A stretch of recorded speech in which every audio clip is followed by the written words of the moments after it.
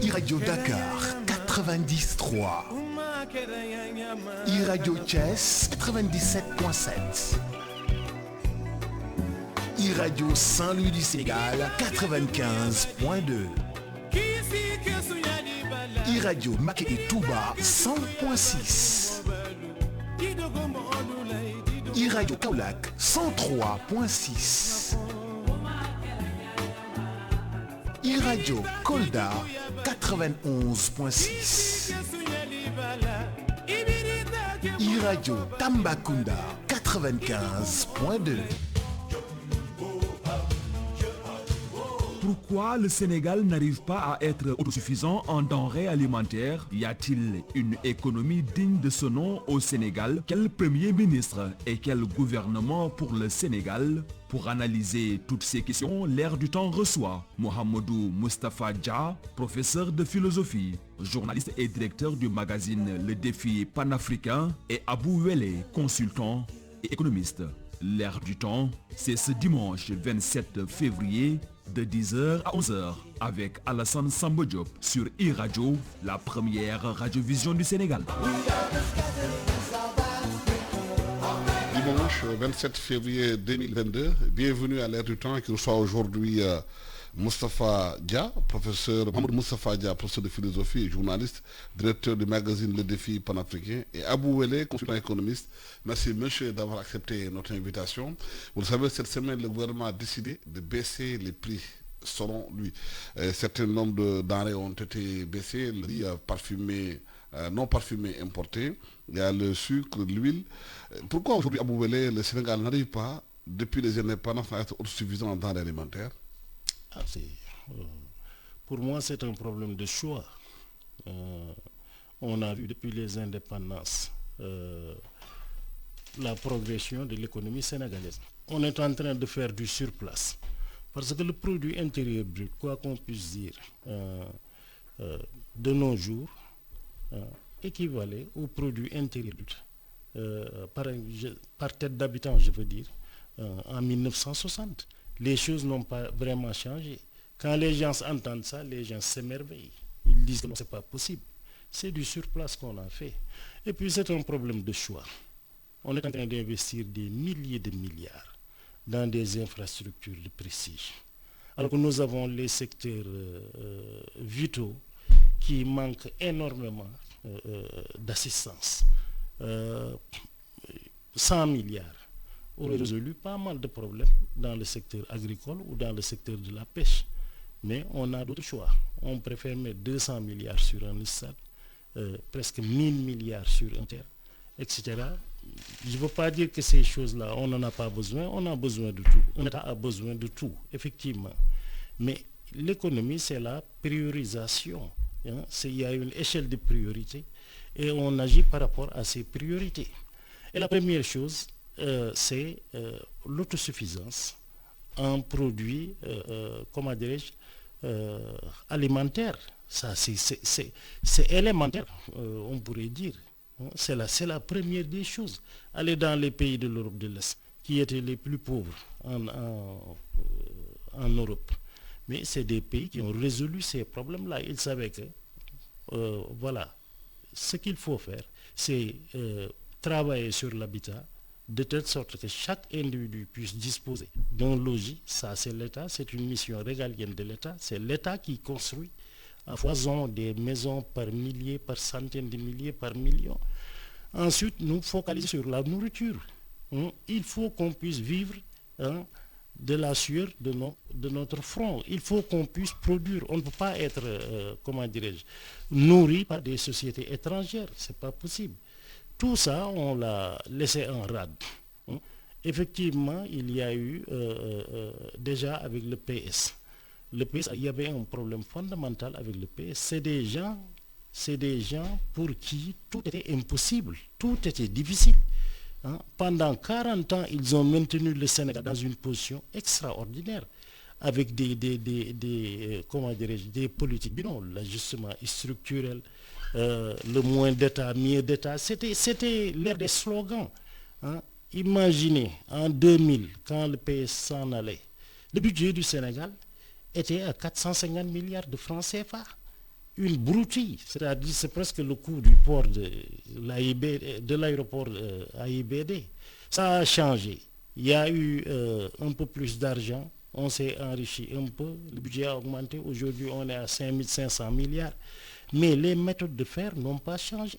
Voilà, et tant qu'on ne comprendra pas que l'économie, c'est le patriotisme, allié à une, comment dirais-je, à la bonne gouvernance, moralement acceptable et universellement vu comme tel, parce que c'est très important. Mamour Dia, pourquoi aujourd'hui on n'arrive pas à nourrir le pays effectivement?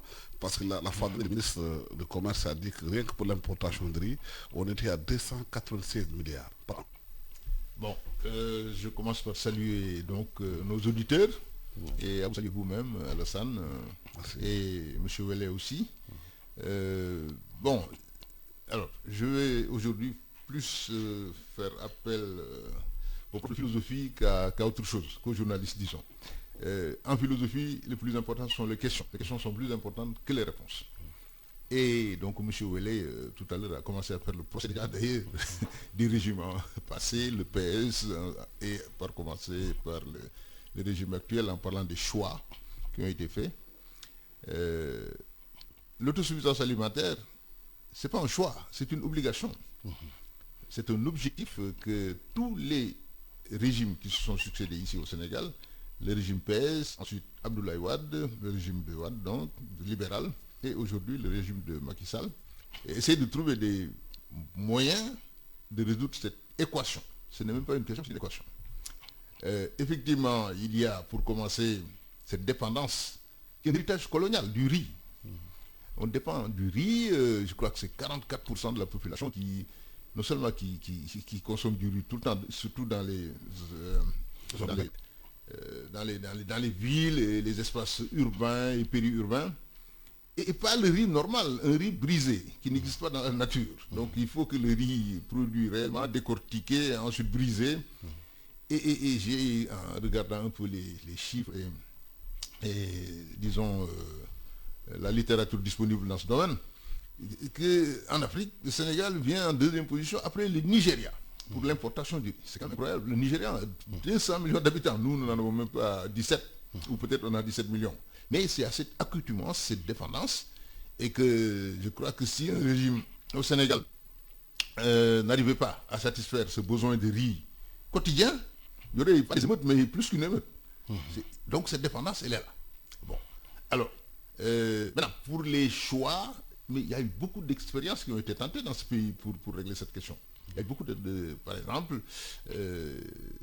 pour diversifier l'agriculture, pour la mécaniser, enfin l'industrialiser comme on dit.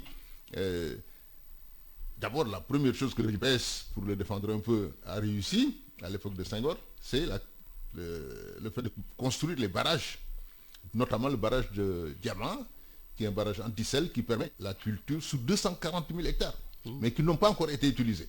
Même pas la moitié encore. Parce qu'il faut d'abord aménager ces terres, ce qui coûte excessivement cher, mais il y a des progrès qui ont été réalisés. Et aujourd'hui, je crois que c'était en 2019, le Sénégal a réussi à produire 600 000 tonnes de riz. Sur le riz Paris, c'est le riz qui n'est pas encore décortiqué jusqu'à plus de 1 million. Mais une fois décortiqué, on n'arrivait pas. L'objectif c'était 600 000, on n'y arrivait pas. Mais on a fait beaucoup de progrès dans ce domaine-là. Donc il y a une volonté de l'État de répondre à cette équation, de trouver des solutions pour réaliser l'autosuffisance alimentaire. Mais ça ne se décrète pas, ce n'est pas quelque chose qui va tomber du ciel. Et que même ce riz donc, qu'on arrive à produire dans la vallée, pour faire accepter ça à nos grandes dames donc, dans les foyers sénégalais, c'est encore très compliqué. Parce qu'elles ont une accoutumance. La colonisation, c'est terrifiant. Ces séquelles perdurent partout, en tout cas demeurent dans l'ensemble des pays qui ont été donc les victimes. Et le Sénégal, en Afrique, est la victime des victimes. Parce que ici, les colons sont restés trop longtemps. 3 siècles, on peut dire. Par exemple, si on prend le Mali, n'a connu de colonisation pendant 60 ans. Donc c'est tout à fait différent. Et cette accoutumance au riz brisé, c'est parce que les colons ont ramené ce riz de Cochinchine. La Cochinchine, c'était aussi des colonies françaises, Vietnam, Laos, Cambodge, etc. Et voilà, et les populations, bon, en quelques décennies, sont habituées à ça, en délaissant les cultures vivrières traditionnelles que sont le mil, le maïs, bon, et toutes les autres céréales locales. Et donc, voilà, bon, je vais laisser ça. Oui, mais ce Vietnam dont il parle arrive aujourd'hui à nourrir sa population, à même exporter le Vietnam.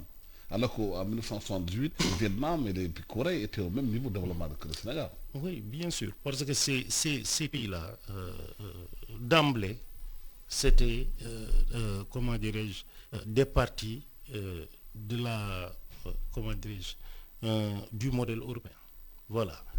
Un pays comme le Vietnam a été réfractaire à toutes les politiques du FMI ou de la Banque mondiale. Il refusait tout. Il disait, ok, nous on connaît nos priorités, nous savons comment nous allons aborder comment dirais-je, notre processus de développement. Et c'est ce qu'ils ont fait en fait. Nous, on a été extrêmement extravertis, comme il le dit, avec la colonisation.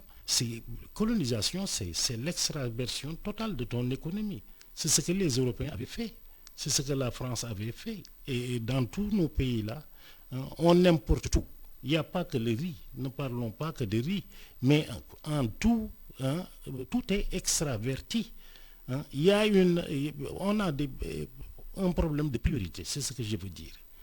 La priorité fondamentale était de régler le problème de l'agriculture d'abord. Même, regardez la pêche, qui participe énormément dans la consommation des populations sénégalaises. Regardez, nos mers sont bradées. Je dis que c'est des problèmes de choix. Aujourd'hui, un exemple, sans digresser, avec l'embargo sur le Mali. Le Mali, nos rapports avec le Mali, le commerce entre le Sénégal et le Mali, compte à peu près pour 7% du produit intérieur brut du Sénégal. Tu l'aurais dit à un État comme les États-Unis ou la France ou l'Allemagne, ils auraient crié pour dire non, niet, ça ne peut pas passer, parce que c'est vital pour nous. Nous, on le fait. La Mauritanie est en train de se positionner, l'Algérie et la Guinée, pour nous prendre ce marché juteux qui est, comment dirais-je, estimé officiellement, je veux dire, à 575 milliards de francs CFA par an, alors que normalement, ça tournerait autour de 700 milliards de francs CFA, 800 milliards de francs CFA par an.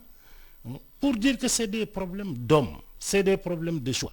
Je l'ai dit depuis et je continue à le répéter. Personne ne l'aurait admis. Aucun État européen n'aurait admis quand même un tel dispositif dans son pays, qui pourrait lui faire perdre ne serait-ce que 0,5% de son produit intérieur brut. Nous, on nous aplatit pour perdre autant d'argent. Prenons l'exemple de l'arachide. L'année dernière, il y avait les Chinois, on avait crié à la bamboula, ils ont tout acheté, etc. Pour vous dire que c'est des problèmes de prévision, c'est des problèmes de mentalité. Je ne sais pas comment pensent nos autorités. Cette année, ils ne sont pas venus. Ce n'est pas parce que c'est interdit. L'arachide est en train de pourrir dans la brousse. Vous en entendez parler tous les jours. Moi, il y a des agriculteurs qui m'interpellent tous les jours pour me parler de ce fait-là. Les Chinois étaient venus renouveler leur capital semencier. Ils étaient venus acheter ces graines, non pas pour les manger, mais pour aller cultiver. La Chine est, je pense, le premier producteur d'arachide au monde. Pour vous dire, nous nous comportons comme de petits enfants à ce jour. Regardez ce qu'on disait à propos des huiliers, etc. Il leur faut de la matière première pour pouvoir travailler, etc. Ils sont là, personne ne parvient à acheter ça. Personne n'a les moyens de l'acheter. Je dis que c'est des problèmes de choix. C'est ça la réalité. Voilà. Est-ce qu'on peut toujours dire que c'est la colonisation qui est à l'origine de nos comportements des Sénégalais, de comportements alimentaires, alors que d'autres pays ont été colonisés, ont quand même pu faire la rupture? Pourquoi dans le pays, depuis lors, 60 ans, on n'arrive pas à faire cette rupture-là, épistémologique, psychologique, pour prendre en charge nos ventres? Là, peut-être que c'est notre système éducatif qui a failli, d'une certaine façon. Ça, c'est d'un. De deux, les habitudes ancrées quand même sont enracinées depuis très longtemps. 3 siècles, c'est pas les 60 ans du Mali. Bon, digression en ce qui concerne le Mali. C'est pas le Sénégal qui a décidé ces sanctions-là, c'est la CEDEAO, la Communauté économique des États de l'Afrique de l'Ouest. Je suis d'accord. Et pourquoi? Pour défendre la démocratie. On ne peut pas admettre que des putschistes prennent le pouvoir et dictent leurs lois. Si tel était le cas dans tous les États de la sous-région, on irait où? Donc les expériences démocratiques seraient effacées, s'envoleraient. Et je suis d'ailleurs très étonné, ça aussi sur notre digression, que des opposants sénégalais se permettent de soutenir des putschistes. Donc des gens qui sont l'antithèse de ce qu'eux défendent. Écoutez, une alternance pacifique démocratique, comme le Sénégal en a connu 2. Qui soutient les putschistes? Mais beaucoup d'opposants ici qui sont allés même jusqu'au Mali pour les soutenir. Tout le monde les connaît. On les a vus sur place. Oui, mais de toute façon, on est dans un cadre de souveraineté nationale. Oui. Quand un peuple dit, c'est ça qui nous arrange actuellement, c'est l'écrasante population, c'est toute la population malienne. À 80% qui dit que... ça c'est pas vrai. Non, de toute façon, les Maliens... Les Maliens sont contre la démocratie. Non, il y a un problème sécuritaire au niveau du Mali. Ils ont dit que présentement, un régime militaire qui pourrait nous aider à nous débarrasser... Mais si tel était le cas, ils auraient voté pour un régime militaire. Ils n'ont pas voté si le régime militaire s'est imposé par la force. Mais attendez. Non, attendez, je vous donne un exemple pour vous montrer que ce que vous dites là ne tient pas la route. D'abord, quand le régime militaire malien a voulu mobiliser les gens pour contester la CEDEAO a pris des décisions. C'est 5 jours après, ils ont entendu le vendredi à la fin de la prière. Si les Maliens n'étaient pas contents, la population malienne, elle sortirait immédiatement le lendemain du sommet de la CEDEAO. Les populations maliennes ne sont jamais sorties. Ceux qui ont été mobilisés ont été le vendredi, 5 jours après les décisions. Oui. C'est de la manipulation, tout le monde le sait. Les populations maliennes ont combattu tous les régimes militaires qui sont succédés au Mali. Moussa Traoré, ça a duré longtemps, mais il a fini par chuter. Amadou Toumani Touré, qui a été dans un premier temps d'ailleurs magnifié parce que son action, il l'a faite, et ensuite il a laissé le pouvoir aux civils. Ensuite il a repris le pouvoir démocratiquement, il a été élu. Mais dans un premier temps, il était putschiste. Mais malgré ça, il a fini mal. Sanogo a fait un coup d'État qui n'a pas prospéré, mais ce nouveau coup d'État aussi ne prospérera pas. Parce que les Maliens n'en veulent pas, ils veulent la démocratie. C'est en tout cas ce qu'ils ont montré au long de leur histoire. Alors on a des sources d'informations différentes. Ah non, c'est pas... Regarde, faut seulement, moi, ce que je vous donne là, c'est l'histoire du Mali que personne ne peut récupérer. Non, je ne parle pas d'histoire du Mali, je parle de la situation présente au Mali. Et vous nous opposez la démocratie. Bien sûr. Quelle démocratie? La démocratie où le peuple décide. Non, mais j'ai dit quelle démocratie? Quels sont les effets bénéfiques de la démocratie? Non, je demande ce que la démocratie nous a apporté depuis les indépendances à nos jours. Un pays, dans nos pays, vous défendez une position, moi une autre. Mais il y a beaucoup de pays en Afrique où on ne peut pas le faire. Les régimes civils sont aussi corrompus que les régimes militaires. C'est ce qu'on a vu. Qui a bradé les richesses de l'Afrique, toutes nos richesses? Ce sont des civils comme vous et moi. C'est des professeurs d'université. Non, j'ai dit, c'est ce qui se passe. Qui sont les plus grands prédateurs? Ce sont les intellectuels qui se convertissent en général dans la politique. Tout ce système de prédation a été mis en place par des intellectuels.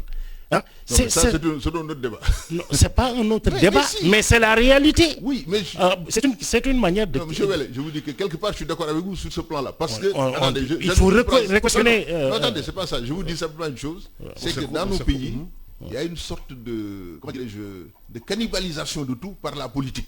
Et d'ailleurs, ce qui est dommage et malheureux, c'est que maintenant, le chemin le plus court pour réussir dans nos pays, c'est de faire de la politique. Mais ça, c'est un scandale. Je le dénonce moi personnellement. Regardez qui est élu. Oui, mais élu, c'est différent. Non, j'ai dit, regardez même lors des élections locales, etc., qui est à l'Assemblée nationale, qui devient maire, etc. J'ai dit que c'est ahurissant. Pour un pays regorgeant de ressources intellectuelles, c'est la porte ouverte à toutes les aventures, cette démocratie-là. Mais on le savait. Churchill le disait très bien, la démocratie est le pire des systèmes, à l'exception de tous les autres. Maintenant, revenons un peu à la question principale. Pourquoi on n'en arrive pas avec notre suffisance alimentaire? Pourquoi on n'arrive pas à nourrir nos populations? Mais parce que, d'abord, le secteur agricole, qui occupe, une grande majorité de la population, il y en a encore, malheureusement, aujourd'hui, 60 ans après les indépendances, à une mécanisation, une industrialisation vraiment très, très limitée. Et ça, c'est un premier problème. Alors, le régime actuel est en train de développer ce qu'on appelle des agropoles. Parce que tout le monde a conscience qu'on ne peut pas laisser les 2 tiers même, voire de la population sénégalaise, ne peut pas pouvoir assurer, disons, l'autosuffisance alimentaire. Si vous allez en France, dans les pays développés, c'est maintenant même pas 1 ou 3% des agriculteurs qui arrivent à nourrir l'ensemble de la population. Et à exporter. Et à exporter. La France, c'est un pays qui est principalement agricole. Les gens ne savent pas, l'une des grandes richesses de la France, c'est l'agriculture. Les États-Unis aussi. Et tous les grands pays du monde, aujourd'hui, sont des pays d'abord des puissances agricoles. Absolument. Et ça, c'est fondamental. Donc, l'avenir, c'est aussi l'agriculture. Absolument. Et les agropoles qui sont en train d'être mis en place sont une amorce de solution. Mais le problème avec les Sénégalais et avec le Sénégal, donc les Sénégalais, c'est qu'à chaque fois, on a de grands projets. Par exemple, dans le passé, vous parlez du régime socialiste, il y avait le projet de Sénégal. Mais il y en avait d'autres comme ça, qui, sur le papier, et au début, c'était vraiment extraordinaire. Et ensuite, c'est la chute. On a un problème avec nous-mêmes. Et nous devons poser ce problème. Une deuxième chose, par exemple, l'agro-industrie. Moi, j'ai la chance d'être né à un village qui est un quartier de Dakar, en face du parc, etc. Et où il y a toujours d'ailleurs l'ITA, l'Institut de technologie alimentaire, qui a développé avec les produits agricoles sénégalais, par exemple le niébé, ils ont développé une préparation du niébé. Si on vous présente le plat avec du poisson, vous ne pouvez pas savoir si c'est du niébé ou du riz. Oui, absolument. Et le niébé a cette particularité que il donne des protéines végétales. Si vous mangez du niébé, vous n'avez pas besoin de manger du poisson ou de la viande. Mais ça, les gens ne le savent pas. Et surtout dans l'espace périurbain de Dakar et autres, le soir, les gens ont un problème de ne pas manger de la salade, des frites, ou des choses. Il y a un repas européen. Ça aussi, c'est une mentalité coloniale qui demeure. Et c'est ça, contre ça qu'on doit lutter. Parce que ça, c'est un peu de la philosophie. Il y a des représentations idéologiques qui peuvent rester et durer encore plus longtemps que l'infrastructure économique qui les a produits. Et donc ça, c'est un débat. Mais ce débat, c'est l'éducation qui le résout. C'est l'éducation. C'est ce que j'ai mentionné tout de suite. Vous savez, notre problème fondamental, c'est la corruption. Voilà. Nos États sont... C'est ce que je voulais dire.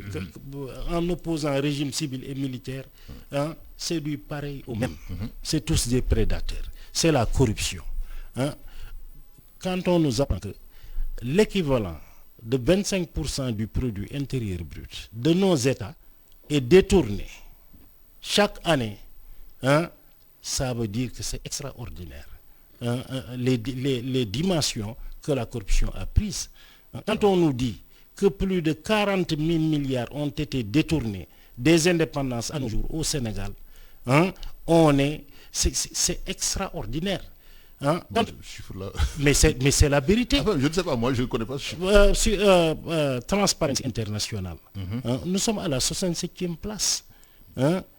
L'un des 8 pays les plus corrompus en Afrique, c'est le Sénégal.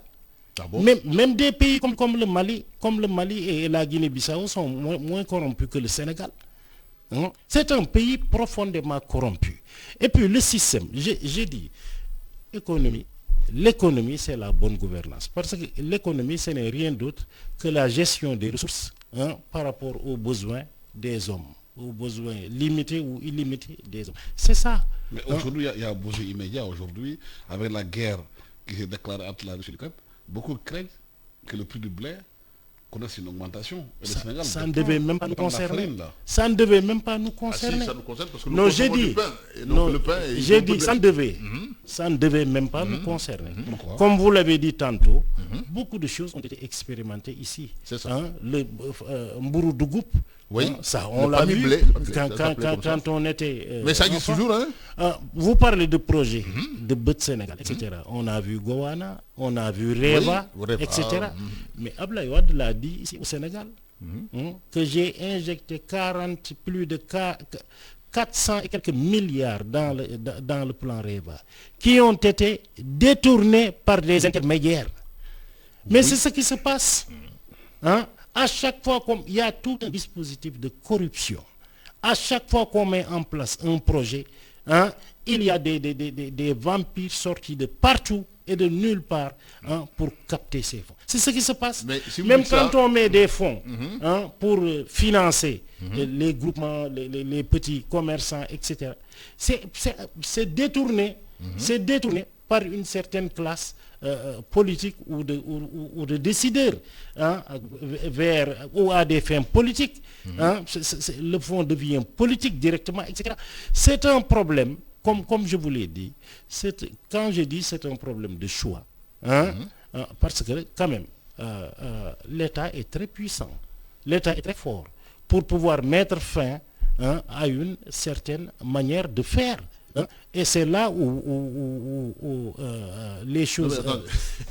Est-ce que, j'ajoute une phrase, après j'écoute votre question. L'État est très fort, c'est vrai, mais l'État ne peut pas changer les Sénégalais tels qu'ils sont. Un exemple.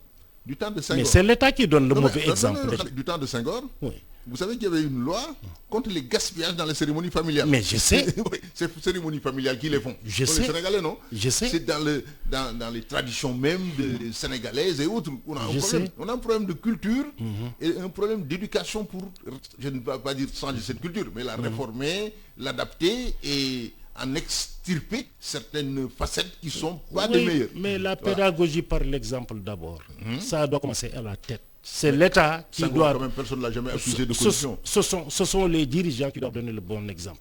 Hein? Malheureusement, nos dirigeants sont les plus corrompus dans ce pays.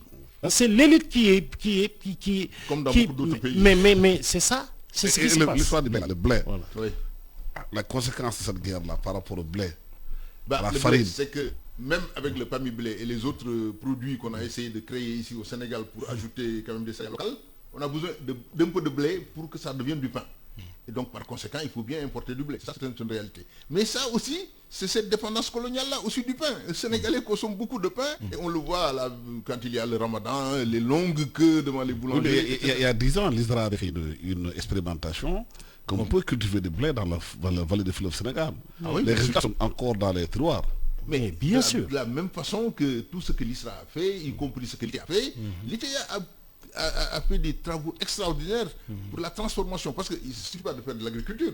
Ensuite, il faut peut-être développer aussi l'agro-business. Et l'agro-business, c'est à partir de ces produits. On a des chercheurs remarquables. Les transformations du niébé, du blé. Par exemple, le docteur Sénégal Diop, qui est maire de Sandiara, a des brevets concernant, par exemple, le céréalac en mil. Bon, c'est un céréal, je jette une pierre en passant, les céréales, beaucoup le mil, alors donc, mais le mil, c'est l'une des denrées, mais vraiment fondamentales du Sénégal. Comme le fognon aurait pu l'être aussi, et peut-être nous aiderait quand même à baisser le diabète dans ce pays, parce que le fognon est moins riche en calories, etc., et c'est cultivé à Tambacounda. Dans Tambacounda et dans tous les pays du Sahel en général. Donc voilà, mais ça demande une éducation à l'alimentation. Et ça passe par les écoles. Et ces écoles ont failli, parce que, bon, je voudrais faire un peu sur l'économie générale, d'ailleurs, la critique de l'école, parce que l'école sénégalaise, mais, bon, on dit que du temps du Senghor, vraiment, l'école était très bien, mais elle était très élitiste. Nous sommes les produits de cette école-là. Bon, c'était très élitiste. Beaucoup de gens ont été éliminés à l'entrée en 6e pour des fautes en dictée. Absolument. Peut-être qu'ils étaient brillants en mathématiques, mais si vous ne maîtrisiez pas à l'époque la langue française, mais vous étiez éliminé. Et donc ça formait des gens très très bien, mais il y avait beaucoup de littéraires. Encore aujourd'hui, on a 70% de littéraires. Absolument. Et il faut pousser ces jeunes dans des écoles de formation. Il faut valoriser la formation, les métiers. Un pays comme la Suisse s'est développé avec les métiers. En France, les gens, bon, puisque nous idolâtrons un peu la France sur ce plan-là, la France, mais le premier pourvoyeur d'emploi et la première entreprise de France, c'est l'artisanat. Ça aussi, il faut que les Sénégalais le sachent. Mais il y a beaucoup d'informations qui ne passent pas.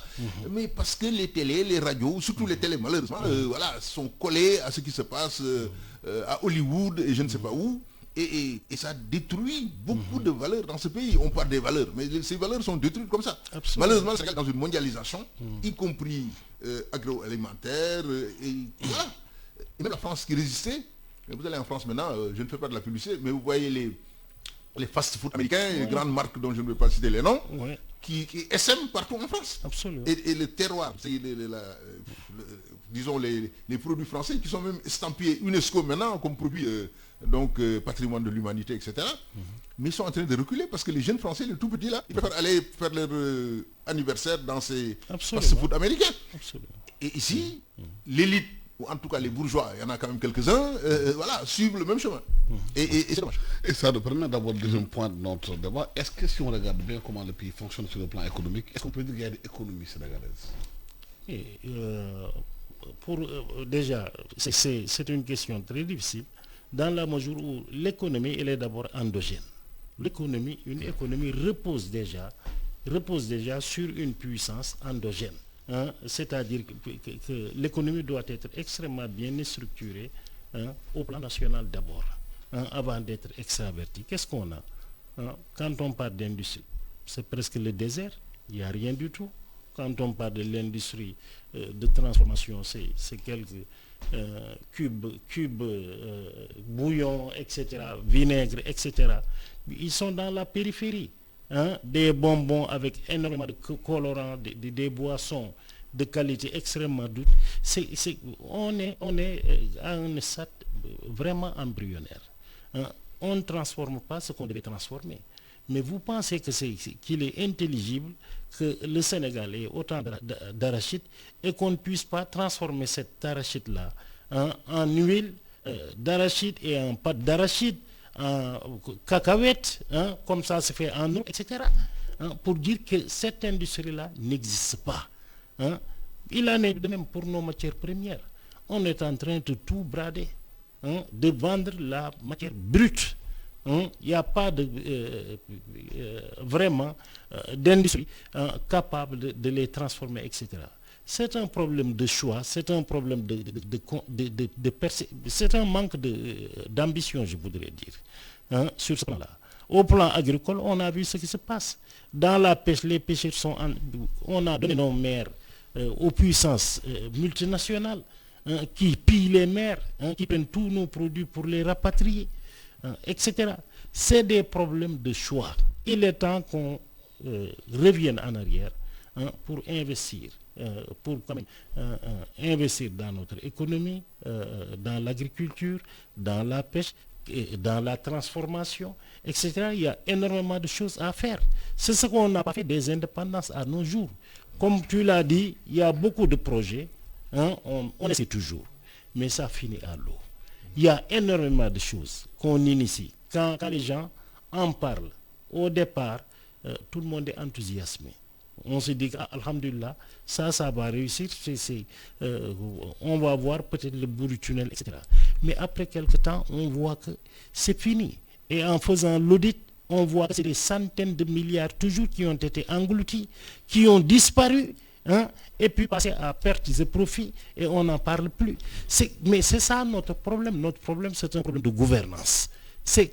Fondamentalement, c'est ça notre problème. M. Mahamadou Dia, est-ce qu'on peut dire qu'au Sénégal, on a une économie? Oui, mais le débat, c'est de savoir quelle économie. D'abord, vous savez, vous avez dit que les questions sont plus importantes que les réponses. L'économie, tous les pays ont une économie, évidemment. Il y a des niveaux de développement économique, ça, il y a tout un débat là-dessus. Il y a des grands intellectuels qui en ont parlé. Donc, vous savez, en philosophie, pendant 2 ans au moins, il faut apprendre l'économie. Ça fait partie des matières les plus importantes. Mais ce qu'il dit tout à l'heure, là, concernant, par exemple, qu'on n'a rien essayé, qu'il n'y a pas d'industrie. Non, ça c'est vrai, il y a des industries au Sénégal. Et il y a eu beaucoup de choses qui ont été faites pour lui. Mais les gens qui sont à la tête de l'État depuis les indépendances, quand même, réfléchissent comme tout le monde. On a des acides, il faut les transformer. Donc, quelqu'un justement qui écoute nos émissions, il me dit que je suis sur la brousse, dans la brousse de Kolda. Je suis en train de suivre votre émission, je travaille des terres qui n'ont jamais été exploitées, des gens à perte de vue au Sénégal. On ne comprend pas comment le Sénégal ne peut pas construire une industrie à partir de son agriculture. Il écoute dans l'émission. Mais le Sénégal a essayé. Par exemple, pour la transformation de l'huile, il y a eu la Sonacos. Ensuite, qui est devenu Senior. Donc, c'est ça. Malgré qui a failli. Voilà, on a qui a été pillé. La mauvaise gestion. Mais les idées pour les faire et l'action qui a suivi, cela a existé. Ensuite, pour les transformations des produits halieutiques, combien d'usines de transformation pour faire du thon et toutes sortes de choses, ça existe. Le problème, c'est que pour la plupart, c'est des intérêts étrangers, des investissements étrangers qui ont pris en charge ces là. Il est grand temps que les Sénégalais aussi s'y investissent. Et aujourd'hui, on a 3 cimenteries qui sont gigantesques, dont la Socosim qui est là depuis les indépendances, et même avant les indépendances, et qui est encore là. Et d'autres sont venus s'y rajouter, donc je ne veux pas citer les noms. Mais vous pouvez les citer, ça ne fera pas 30 industries. Oui, mais Non, mais vous regardez l'économie avec les yeux d'un philosophe. Moi, je suis étonné. Non, mais bien sûr, vous nous parlez d'industrie. Citez-les, vous pouvez les citer. En 5 minutes, vous allez citer toutes les industries dont vous parlez. Non, c'est pas ça. Non, je suis d'accord, mais attendez. On est quand même dans un pays qui s'appelle le Sénégal. Mais pourquoi le Sénégal? On devait être à 2000, 3000 unités industrielles actuellement. Pourquoi pas? Mais c'est ça un pays. Et puis, vous nous parlez de quoi? Il y avait les ICS. Il y a toujours les ICS. C'était la 12e société africaine. Elle existe encore. En son temps, avec un chiffre d'affaires de plus de 150, 160 milliards qui a été vendu aux Indiens. Non, ça c'est vrai. Mais elle existe encore. À un prix presque symbolique. Bon, pourquoi? Je vous le demande. Il y a la Sonacos qui a été bradée à 5 milliards, qui a été repris par l'État et qui est en souffrance aujourd'hui. Qu'est-ce qui empêche à la Sonacos de travailler? Parce que la Sonacos n'a pas suffisamment de moyens pour pouvoir travailler. Je vous dis que c'est ça. Non, mais ici, il y a des nouvelles. Il y a par exemple la Sedima quand même Mais la Sedima, c'est une exception. Ouais, oui, bon, ça confirme la règle. Non, non. On parle à l'échelle d'un pays. Mais oui, du Sénégal. Mais l'échelle d'un petit pays. Oui, c'est pas le Nigeria. On parle à l'échelle, on parle à l'échelle d'un pays. Il y a énormément de choses qu'on pourrait faire.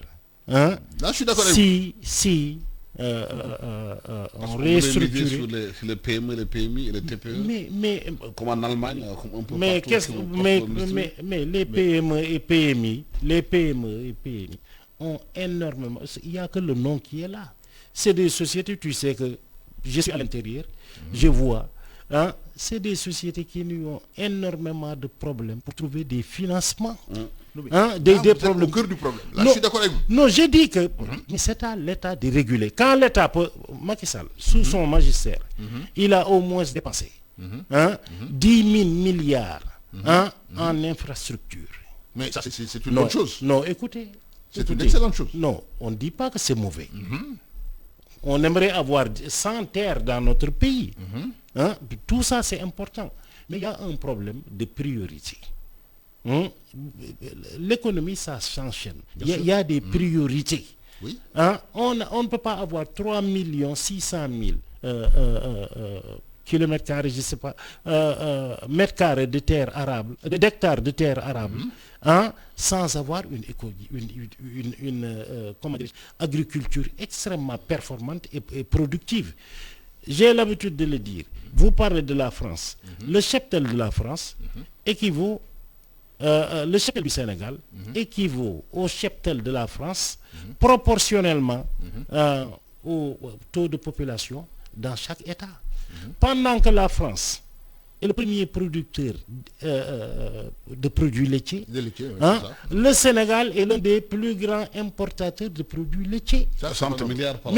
Mais c'est ça. D'importation. Je suis d'accord. En matière de viande, qui nous nourrit. Pourquoi? Parce que les Français, quoi qu'on puisse dire, la France, c'est ça. C'est des patriotes.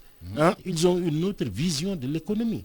L'économie, c'est nous, c'est nos sociétés privées, c'est notre État. On ne doit pas acheter. Et puis ces problèmes de déficit-là, on l'apprend même à l'école élémentaire. C'est ancré dans la tête de tous les Européens. Quand Trump est venu, toute sa politique était axée sur comment réduire notre déficit budgétaire par rapport à la Chine. Pour lui, c'était vital. Mais c'est une question d'indépendance. Non, c'est une question d'indépendance et de souveraineté. C'est ce qu'on ne fait pas.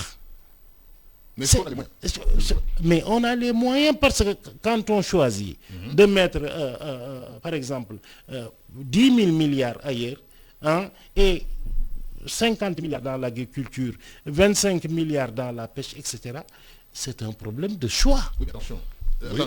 Une petite réplique, c'est que si on fait des infrastructures, on a vu par exemple nos producteurs d'oignons se plaindre à un moment donné puisque la récolte ne peut pas être transportée dans les centres urbains où ça s'achète. Mais pour que ça se fasse, il faut qu'il y ait des routes. Non, mais c'est transportable aujourd'hui. Mais pourtant, l'année dernière, ils étaient obligés d'ensevelir une bonne partie des récoltes. Vous savez pourquoi? Je sais une partie de la réponse. Non, vous savez pourquoi? 70% de la production sénégalaise pourrie, faute de chaîne de conservation. Ça, c'est des études très sérieuses de la... D'accord. Très sérieuse de la... Ça, c'est vrai. C'est très sérieuse de la FAO. Non, je suis d'accord avec vous, ça. Quand même, Mais 60 ans après. L'autre partie de la réponse, dont on ne parle pas beaucoup, Oui. mais les consommateurs sénégalais, nos bonnes grandes dames des foyers, préfèrent plutôt, souvent, l'oignon importé. Non, c'est pas ça. Parce que quand l'oignon sort, on arrête les importations. Pour dire que on le fait maintenant. On le fait depuis. C'est valable pour Pour le poulet, on le faisait et ça marche. On le fait encore. C'est valable pour certains produits. Mais quand on produit, regardez en Europe, comment ils sont organisés. Quand ils produisent, en amont, ils mettent toujours une chaîne de valeur et de froid pour prendre en charge la production. Ça, c'est vraiment élémentaire. Mais ça va de soi, ça. C'est vraiment élémentaire. Parlons encore de bonne gouvernance. Quand un homme a tous les pouvoirs en main, le budget en main, la capacité de décider, de dire tel et tel, de donner des directions, etc. On a des problèmes. Mais c'est le cas en France aussi, hein. Mais non, c'est pas le cas. Ça nous permet d'aborder le dernier point de notre débat. Ça nous permet d'aborder... Je regrette. En France, Il nous reste 50 Quels sont les pouvoirs de Macron comparés au pouvoir de Macky Sall? Ça nous permet d'aborder le dernier point de notre débat. Justement, on attend toujours le gouvernement annoncé et le Premier ministre toujours. On a l'impression que le pays est au ralenti. Tout le monde attend. Mais vous savez, le Sénégal n'en est pas à une première de départ d'un Premier ministre et de retour d'un Premier ministre. Alors ça a commencé déjà d'ailleurs du temps de Senghor. Mais le président avait annoncé après le local qu'il va je nommer un vais Premier venir ministre. à ça. Il faut un petit historique aussi pour que les gens se rappellent un peu. En réalité, du temps de Senghor, d'ailleurs, il n'y avait pas de Premier ministre. Mamadou Dia n'était pas Premier ministre, il était président du Conseil. Il avait l'ensemble du pouvoir Entre ses mains. entre ses mains. Le président du Conseil, comme en Italie aujourd'hui, le président du Conseil, c'est celui qui a vraiment le pouvoir. Alors la réforme, après 62, la crise, etc., Senghor a resté des années sans nommer de Premier ministre. Il le fera en 1972, donc de 10 avec Abdou Diouf. Et Abdou Diouf lui-même, quand il devient président, il nomme Moustapha Niasse, à un moment donné, il le nomme Premier ministre, pour supprimer le poste de Premier ministre. Et il lui donne 6 mois. Mais en 3 mois, le président Niasse donc, avait supprimé ce poste-là. Et on a continué pendant un bon moment sans Premier ministre. Et ensuite, à un moment donné, il a repris, en 93, je crois, pour remettre Habib Thiam comme Premier ministre. Et ensuite, ça a continué. Ensuite, il y a eu Mamadou Lamine Loum, je crois que c'est le dernier, etc. Wade, quand il est venu Paris, il y a eu Moussa Niasse, encore une fois, qui était la Premier ministre. Après, quand il a quitté, je crois qu'il y a eu Madior Bo. Ensuite, il y a eu beaucoup de premiers ministres, y compris Macky Sall lui-même, qui est devenu Premier ministre d'Abdoulaye. Quand il a quitté, il y a eu un autre. Je crois que c'est Souleymane Ndéné le dernier. Et donc là, on a rebelote. On est là, on attend la nomination du Premier ministre. Mais c'est une prérogative du chef de l'État. C'est lui qui décidera quand il va nommer un Premier ministre et qui. C'est comme ça que ça se passe. Oui, mais justement, de Senghor à Abdou Diouf, à Macky Sall, à Abdoulaye Wade, tout ce yo-yo là, nomination, Premier ministre, pression, nomination. Et qu'est-ce que ça a changé dans la vie des Sénégalais? C'est ça. Bon, mais C'est la bonne le problème, c'est que le Premier ministre doit être quelqu'un qui coordonne l'action du gouvernement et donc qui a pour donner l'impulsion. Bon, voilà, c'est le travail. Et en même temps, un Premier ministre, tout le monde le sait, c'est fusible. Oui. Donc, voilà, c'est de la politique. Oui, mais est-ce qu'il a permis à Mouki, à Bakel, d'avoir de l'eau courante, d'avoir un dispensaire, de se soigner, d'aller à l'école? Certainement, parce que le Premier ministre coordonne les projets et les priorités dont il parle, ça se décide au niveau du président et du Premier ministre pour que tel et tel projet soit accéléré, en fast track, comme on dit maintenant, etc. C'est comme ça que ça se passe. Mais ça, c'est la politique. La politique, elle est là pour ça, la bonne politique. Mais pour en revenir d'ailleurs au débat que vous avez soulevé très rapidement sur la gouvernance, mais on ne peut pas ne pas reconnaître au président Macky Sall cette volonté-là. C'est lui qui a créé l'OFNAC et tous ses corps de contrôle. Maintenant, comment ils ont fonctionné, ça c'est un autre débat. Mais l'ambition était là. Mais la nomination du Premier ministre, l'attente dans laquelle nous sommes, monsieur le gouvernement. Il nous fait rire. Monsieur Dia. Non. Moi-même, c'est bien de rire. Et la gouvernance, le Premier ministre, l'attente. Qui attend? Moi, je n'attends Les pas. Sénégalais. Je n'attends pas. Comme il l'a dit, il a fait l'historique. On est encore... C'est une tradition. C'est pour... Comment dirais-je? Pour moi, ils ne font qu'amuser la galerie. Mais dans un État sérieux, un Premier ministre, c'est fondamental. Comment on choisit un Premier ministre dans les pays développés? En général, le président choisit un homme capable de le remplacer n'importe quand, capable de diriger le pays. On choisit son alter ego. Hein? Ici, on choisit, comme il l'a dit, des fusibles. Hein? Ailleurs aussi, c'est pareil. Hein? Mais ici, surtout ici. C'est surtout ici. Non. Hein? Alors qu'un Premier ministre, c'est extrêmement important dans un pays pour mener une bonne partie de la politique. Parce que quand même, gouverner, ça doit être extrêmement difficile. Quel gouvernement doit attendre les Sénégalais? Hein? Ce remaniement, quel gouvernement? Mais qu'est-ce qu'on n'a pas essayé au Sénégal? On a entendu parler de gouvernement de technocrates, etc., de blablabla. On a tout essayé au Sénégal. Hein? Mais ce qui marche véritablement, un gouvernement doit être un gouvernement de technocrates. Un gouvernement normal, c'est un gouvernement de technocrates. De gens qui sont là pour résoudre des problèmes ponctuels, qui ont une expertise à amener pour régler ça et pour partir. Hein? Tant qu'on ne dissociera pas la politique, hein, de notre système de gouvernance, on aura tout le temps des problèmes. C'est ce qu'on voit aujourd'hui, qui dirigent, qui sont à la tête des ministères, hein, qui sont à la tête des directions nationales, à part quelques exceptions. C'est la même chose, c'est partout. Le choix des ressources humaines qui doivent diriger le pays, en termes de gouvernance, de ministres et autres là, qui doivent pousser le dossier, régler les problèmes sénégalais. Si tant est, ils sont là pour ça. Mais vous savez que la politique, dans son essence même, c'est vraiment l'efficacité. La politique n'est pas la politique si elle n'est pas efficace. Donc par conséquent, pour qu'elle soit efficace, il faut que les gens qui sont choisis pour être des ministres soient des gens compétents. Absolument. Ça, c'est un impératif. Mais il y a aussi les réalités politiques qui font que l'idéal d'un gouvernement de technocrates, c'est un idéal. Mais la réalité voudrait plutôt un gouvernement de technocrates qui soit aussi des politiques. L'un n'exclut pas l'autre. C'est faisable. Mais il y a des ministères particuliers pour lesquels l'obligation de technocratie, pour ainsi dire, est vraiment devrait être un impératif. Mais le problème, c'est que dans le pays, avec la cannibalisation de la politique, disons, et de des ambitions démocratiques, je me dis guillemets, la politique est partout. Et que par conséquent, si un ministre n'est pas représentatif d'un terroir, d'une ville, d'un endroit donné, etc., bon, c'est très difficile que ce ministre puisse porter une certaine parole à ce niveau-là. Et c'est pourquoi les choix sont des choix, j'allais dire, cornéliens. C'est très compliqué parfois. Et c'est pourquoi, bon, ça prend du temps. Et qu'à la fin des fins, c'est lui qui doit décider. C'est celui qui rendra compte aux Sénégalais, qui est le président de la République. Est-ce que les réalités politiques doivent prendre le dessus sur l'efficacité pour la construction d'un pays? Ah, ça c'est une excellente question. Normalement, les gouvernements devraient être dans l'idéal de gouvernement resserré. Parce qu'on n'a pas besoin de gouvernement kilométrique, comme aux États-Unis. Vous savez qu'il y a entre 15 et 16 ministres et qui font le travail. Mais c'est parce que aussi dans les 50 États qui constituent donc les États-Unis, chaque État a son propre gouvernement, son assemblée, etc. C'est des États fédéraux.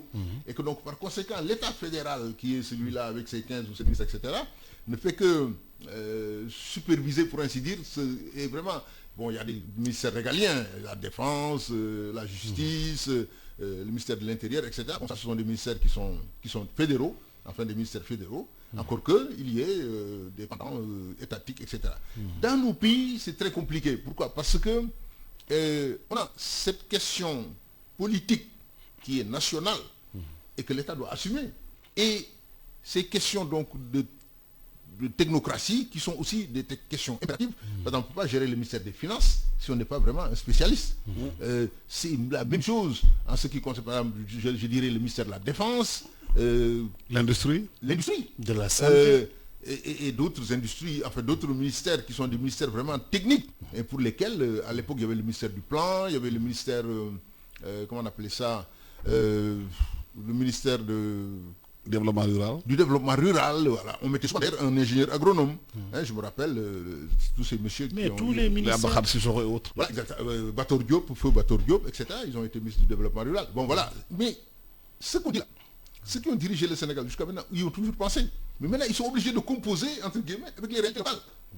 C'est ça le problème. Mais qui crée les réalités locales? Mais les réalités locales, elles se créent d'elles-mêmes de la manière de vivre des Sénégalais. Non, c'est ça le sujet. C'est les Sénégalais eux-mêmes qui ont Voilà, le temps que nous est imparti est terminé. Merci infiniment à Mohamed Moustapha Dia, qui est journaliste, qui est le rédacteur du journal panafricain, le défi panafricain, c'est un mensuel, aussi philosophe.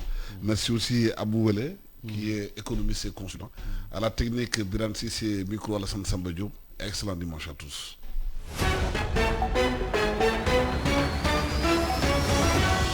Vous écoutez e-radio 90.3, la première radio-vision du Sénégal.